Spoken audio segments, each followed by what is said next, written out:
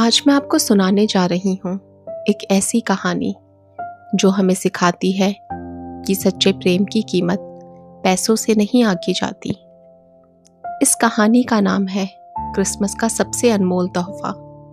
Christmas रोशनी, खुशियाँ और उपहारों का त्योहार।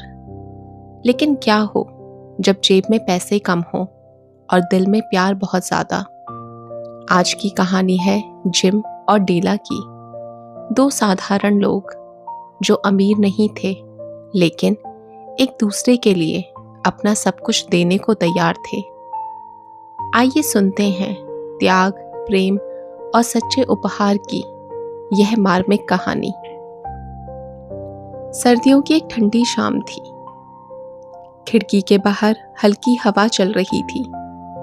शहर में क्रिसमस की तैयारियां शुरू हो चुकी थी। दुकानों पर रोशनी जगमगा रही थी। लोग उपहार खरीद रहे थे और हर चेहरे पर उत्साह था। लेकिन शहर के एक छोटे से साधारण फ्लैट में बैठी डेला, उसके चेहरे पर खुशी नहीं थी। वह मेज के पास बैठी थी। उसके सामने कुछ सिक्के पड़े थे। वह उन्हें बार बार गिन रही थी। $1.87। बस उसने गहरी सांस ली। ये पैसे उसने एक दिन में नहीं जुटाए थे। महीनों से वह बचत कर रही थी। सब्जी वाले से मोल भाव करके, दूध में थोड़ी कटौती करके, अपने लिए नई चीज ना खरीद कर, हर बार एक एक पैसा बचाकर। लेकिन अब क्रिसमस से ठीक एक दिन पहले उसके पास केवल $1.87 थे और वह अपने पति जिम के लिए कुछ खास खरीदना चाहती थी। डेला और जिम बहुत अमीर नहीं थे। जिम की नौकरी साधारण थी।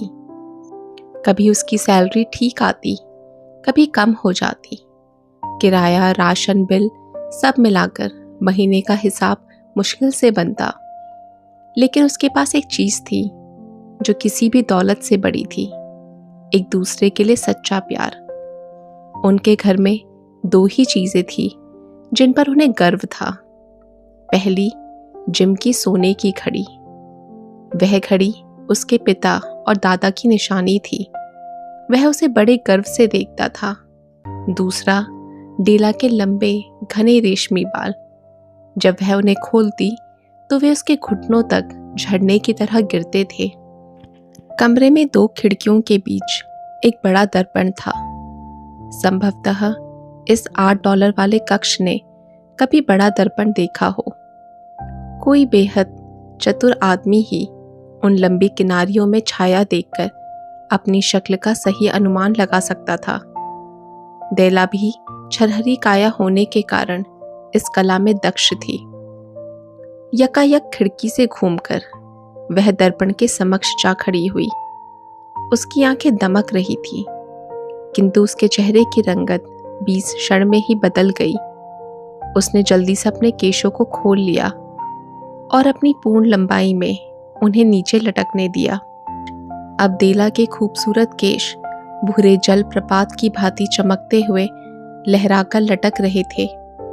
वे इसके घुटनों से भी नीचे पहुंचते थे और किसी सीमा तक उसके लिए परिधान का कार्य दे रहे थे। और तब उसने निराशापूर्वक उन्हें शीघ्र ही पुनः बांध लिया।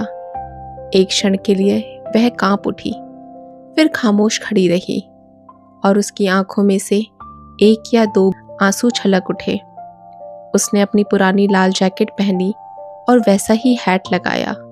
स्कर्ट को एक गोलाई देकर आंखों में अभी तक वही चमक लिए वह जल्दी से बाहर निकल गई और सीढ़ियां उतरकर सड़क पर आ गई। जब वह रुकी तो वो एक दुकान थी जिस पर लिखा था मैडम सोफरानी, हर प्रकार के केश प्रसाधनों की विक्रेता। डेला तेजी से एक मंजिल सीढ़ियां चढ़ गई और हांफती हुई स्वयं को संभालने लगी। दुकान की मालकिन बेहद गोरी और मोटी स्त्री थी। डेला ने पूछा, क्या आप मेरे केश खरीदेंगी? महिला ने कहा, क्यों नहीं, हम तो केश खरीदते ही हैं। तनिक हैट उतारकर अपने केश तो दिखाना जरा। अपने दक्ष हाथों से केश समूह को आंकते हुए महिला बोली, $20। डेला कह उठी, जल्दी कीजिए। आने वाले 2 घंटे कैसे उड़ गए उसे पता ही न चला। इस वक्त वह जिम के लिए तोहफा खरीदने के लिए दुकानें छान रही थी। अंत में उसे एक ऐसी चीज मिल गई जो केवल जिम के लिए बनी थी, अन्य किसी के लिए नहीं। उसके समान अन्य कोई चीज कहीं किसी दुकान में नहीं थी। उसने लगभग सारी दुकानें देख डाली थी। वह चीज थी साफ और सादी प्लैटिनम से निर्मित जेबी चेन, जिसका वास्तविक मूल्य ऊपर की दिखावट में ना होकर उसकी धातु में निहित था, जैसे प्रत्येक अच्छी वस्तु का होना चाहिए। वह जेबी चेन उस घड़ी के ही लायक थी। जैसे ही उसने उसे देखा, उसे आभास हुआ कि वह जिम की ही थी। वह जिम के जैसी ही थी, कीमती और खामोश। ये दोनों गुण दोनों ही में थे। इसके $21 अदा कर शेष 87 सेंट लिए वह घर लौट आई। घड़ी के साथ वह चेन होने पर जिम अपने मित्रों के बीच अवश्य ही वक्त देखने की चाह रख सकता था। इतनी शानदार घड़ी के साथ चेन के बजाय चमड़े का पट्टा होने के कारण वह कभी कभार ही उसमें वक्त देखता था। शाम होने लगी। डेला ने घर आकर शीशे में खुद को देखा। छोटे बालों के साथ वह थोड़ी अलग लग रही थी। उसे मैं अब अच्छी नहीं लगूंगी, उसने मन में ही सोचा। दरवाजे की आहट हुई। जिम घर आ चुका था। जिम ने दरवाजा खोला। उसकी नज़र डेला पर पड़ी और वह रुक गया। उसके चेहरे पर आश्चर्य था। डेला घबराई हुई बोली, जिम, नाराज मत होना, मैंने अपने बाल बेच दिए तुम्हारे लिए तोहफा लेने के लिए। बाल फिर से बढ़ जाएंगे, मैं अब भी वही हूं ना।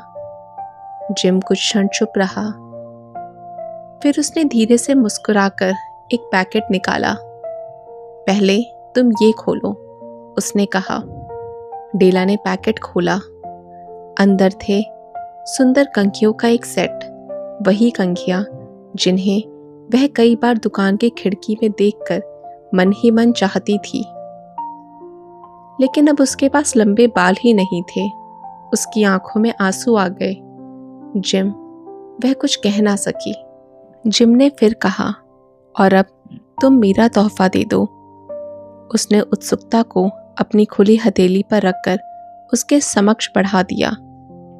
शानदार है कि नहीं जिम? मैंने इसके लिए पूरा शहर छान मारा। अब तुम्हें दिन में 100 दफा घड़ी देखने की आवश्यकता पड़ेगी। जरा अपनी घड़ी तो देना, देखूं यह उस पर कैसी फपती है। उसका कहा मानने के बजाय जिम कोच पर लुढ़क गया और दोनों हाथों को सिरहाना देकर मुस्कुराने लगा। वह बोला, डेला, क्रिसमस के इन उपहारों को अलग रख दो और अभी कुछ वक्त के लिए अलग ही रहने दो।